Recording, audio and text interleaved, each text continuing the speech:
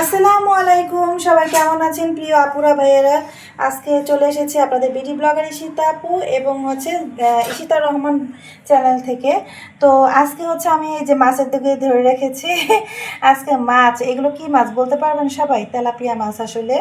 তো তেলাপিয়া মাছ দিয়ে এই লাউ তরকারি রান্না করব, তো সেটাই আপনাদের সাথে আজকে শেয়ার করব। আর আপুরা আমার চ্যানেলগুলো ভালো লেগে থাকলে অবশ্যই চ্যানেলটি সাবস্ক্রাইব করে দিবেন, একটা করে লাইক এবং শেয়ার করে দিবেন। আসলে যেহেতু আমি এডিট করার সময় পাই না, আপু যেহেতু বিজনেস ওম্যান, বিজনেস করি, ইউটিউবিং করি,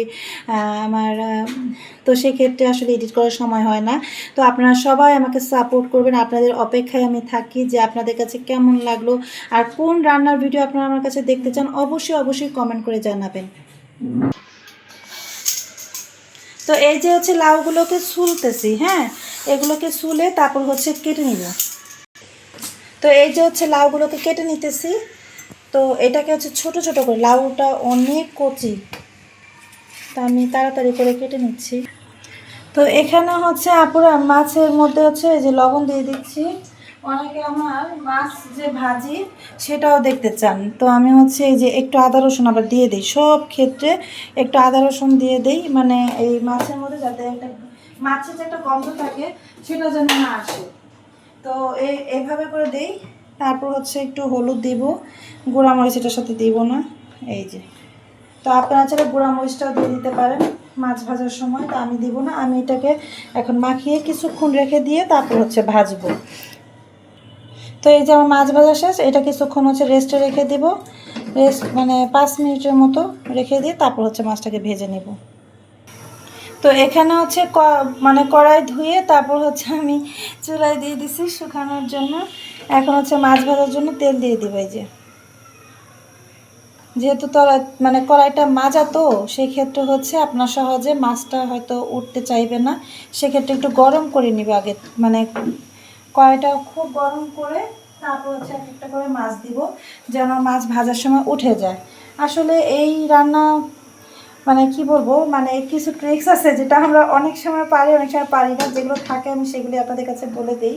আর আমার রান্নাগুলো কেমন হয় অবশ্যই কমেন্ট করে জানাবেন। যেহেতু এডিট করার সময় পাই না পুরা, অনেকে হয়তো বলবেন যে আপু একটু এডিট করে দিলে আর একটু সুন্দর হতো। আসলে সুন্দর হতো, কিন্তু বিশ্বাস করেন যদি আমি একটুও সময় পাই না যে এডিট করব, একটুও সময় পাই না। যেহেতু আপনারা আমার প্রতিদিনের ব্লগগুলো দেখতে চেয়েছেন, সেক্ষেত্রে আমি আপনাদের সবসময় চেষ্টা করি এই ব্লগিংগুলো দিয়ে দেওয়ার জন্য। তো এই আমি মাছগুলোকে একটা একটা করে দিয়ে দিচ্ছি।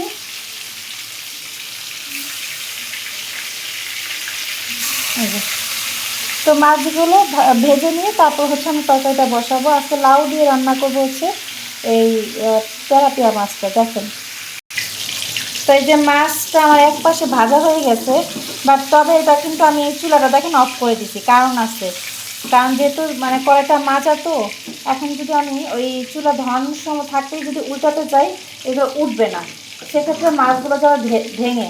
এই যে এখন চুলাটা বন্ধ করে দিচ্ছি, দেখেন এখন খুব সুন্দর করে মাছগুলোকে উঠে যাচ্ছে। তো যারা কড়াই মেজে তারপর কোনো মাছ টাছ ভাজতে যাবেন, ওইটা করতে যাবেন না, করলেই মানে আপনারা দেখবেন যে মাছগুলো ভেঙে যাচ্ছে। আর এই যে দেখেন একটু করলেই উঠে যাচ্ছে, মানে একটু ঠান্ডা হলেই আপনার মাছগুলো সুন্দর মতো উঠে যাচ্ছে। আর এছাড়া নয়তো দেখবেন মাছ ভেঙে মানে একদম বিদিকিচ্ছা হয়ে যাবে। এই যে এটা এখন ঠান্ডা হয়নি, যদি উঠে না, এটাও ঠান্ডা হলে উঠে যাবে। তারপর আবার চুলাটা ধরিয়ে দিব। এই যে সবগুলো সুন্দর মতো উল্টিয়ে ফেলছি, এখন আবার চুলাটাকে ধরিয়ে দেব।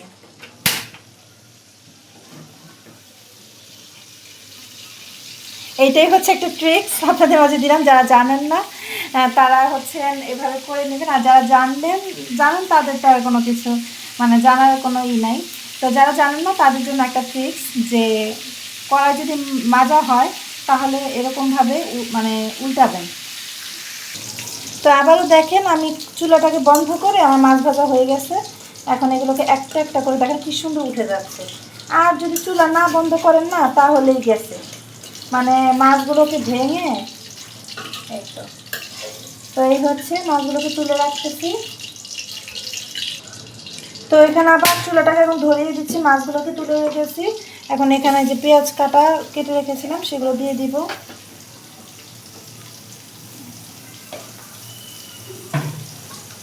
তারপরে যে নাড়াচাড়া করে নিব। এরই মধ্যে হচ্ছে আমরা মানে রান্না করবো, আর কোনো তেল দিব না, ওই মাছ ভাজার তেল দিয়েই রান্নাটা করে নেব। এই যে এখন এটা একটু লাল লাল হয়ে আসলে তারপর মশলাপাতিগুলো দিয়ে দেব। তারপর এখানে হচ্ছে একটু এই যে পানি দিয়ে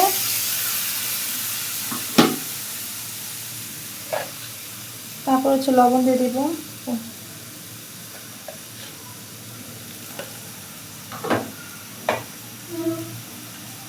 তারপর হচ্ছে আদা রসুন দিয়ে দিব। বাইরে কি বাতাস ঝড়, এই যে আদা রসুন ধনিয়া দিয়ে দিচ্ছি। আমার এদিকে প্রচুর বাতাস আছে, চুলাটা জ্বলতেছে কম। তো এখন হচ্ছে দিয়ে দিব হলুদ, একটু গুঁড়া মরিচ, যেহেতু লাউ রান্না করবো তো তেমন ঝাল দিব না। আর এই যে ধনিয়া, এখন এগুলো একটু হয়ে আসলে আমি লাউগুলো দিয়ে দিব।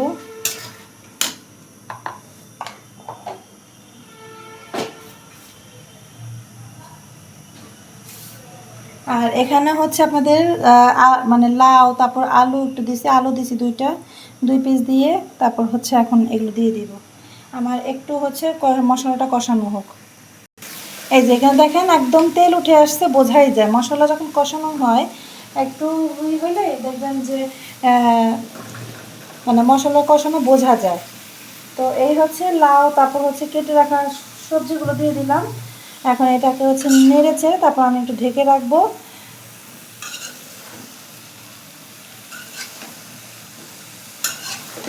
আর লাউয়ে হচ্ছে খুব একটা পানি দেই না আমি, মানে এমনিতেই দেখবেন লাউ এখন যদি ঢেকে রাখি মানে লাউটা কষানোর জন্য দেখবেন এমনিতেই পানি ওঠে, অর্ধেক সিদ্ধ হয়ে যায়। তারপর সামান্য অল্প একটু পানি দিয়ে তারপর এই যে মাছগুলোকে দিয়ে দেবো। এই যে ভালোভাবে নাড়াচাড়া করে নিয়েছে, এখন ঢেকে রাখবো। এটা কিছুক্ষণ হওয়া মানে হয়ে গেলে একটু পানি সামান্য দিয়ে আবার একটু ঢেকে রেখে বলক আসলে মাছগুলোকে দিয়ে দিব। তো তার সাথে ততক্ষণ আমার সাথেই থাকেন। ভিডিওটা লং হয়ে যাচ্ছে তার জন্য সরি। দেখেন এখানে অনেকটা হয়ে আসছে, হ্যাঁ, আমি সামান্য পরিমাণে অল্প একটু পানি দেব। এমনিতে লাই অনেক পানি ওঠে। এই যে এখন একটু বলক হলেই তারপর দিয়ে দিব হচ্ছে মাছ। লাই এমনিতেই পানি ওঠে, আসলে পানি দেওয়ার কোনো নাই, বেশি পানি দেওয়া যায় না লাই। এই যে এখন যে ভেজে রাখা মাছগুলো একটা একটা করে দিয়ে দেবো। এমনি অনেকটা হয়ে গেছে, আর লাউ তো বেশি সিদ্ধ করা লাগে না, অনেকটা সিদ্ধ হয়ে যায়।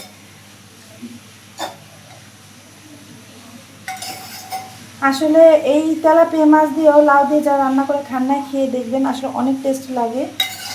আর এমনি হচ্ছে আমার তেলাপিয়া মাছটা বেশিরভাগ বারবিকিউ করে খাই, ভালোই লাগে।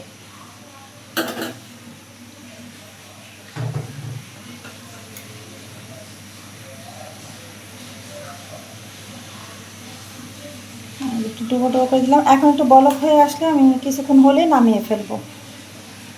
তো আমার ভিডিওগুলো কেমন থাকে আপনারা একটু কমেন্ট করে জানাবেন। অবশ্যই চ্যানেলটি সাবস্ক্রাইব করে রাখবেন, লাইক কমেন্ট শেয়ার করবেন। আপনাদের কমেন্টের অপেক্ষায় আমি থাকি সব সময়। তো ভালো থাকবেন এবং সব সময় ঈশিতা বিডি ব্লগার ঈশিতা এই চ্যানেলের সাথেই থাকবেন। আর যে কোনো রান্না যদি আপনারা দেখতে চান অবশ্যই আপুরা কমেন্ট করে জানাবেন, ঠিক আছে? আপনারা চেষ্টা করবো সেই ভিডিওগুলো দেওয়ার জন্য। তো ভালো থাকবেন, আসসালামু আলাইকুম। আজকে এই পর্যন্তই।